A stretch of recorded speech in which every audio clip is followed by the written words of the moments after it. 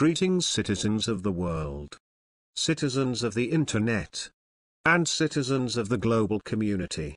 We are anonymous. Edward Snowden was trained as a professional spy and actually worked undercover abroad for America's biggest intelligence agencies, developing their information's technology security architecture, the whistleblower revealed in an exclusive interview to NBC News. I was trained as a spy in sort of the traditional sense of the word, in that I lived and worked undercover, overseas, pretending to work in a job that I'm not, and even being assigned a name that was not mine, Snowden told Brian Williams, anchor on NBC's On Nightly News. So when they say I'm a low-level systems administrator, that I don't know what I'm talking about, I'd say it's somewhat misleading, he said. The NBC News pointed out that once Edward Snowden started to leak sensitive information about the methods and scale of National Security Agency global surveillance, the Obama administration tended to speak about him as small fry, a thievish hacker that happened to be a system administrator at the National Security Agency quite by chance. No, I'm not going to be scrambling jets to get a 29-year-old hacker, President Barack Obama said, shrugging Snowden off last June.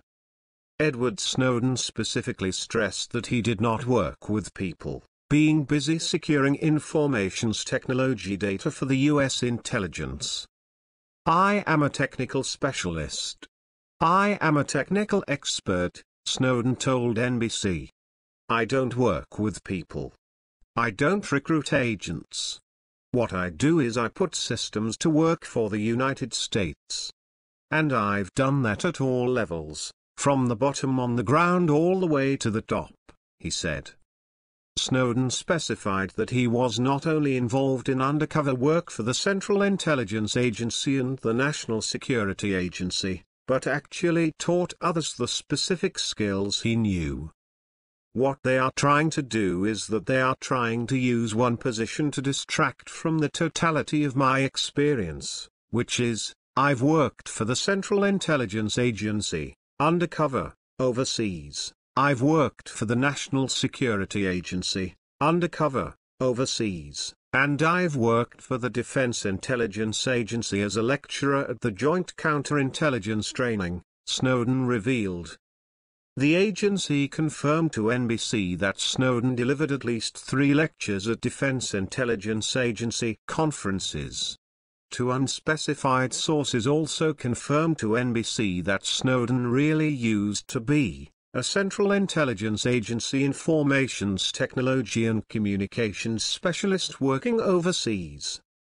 I developed sources and methods for keeping our information and people secure in the most hostile and dangerous environments around the world, Snowden claimed.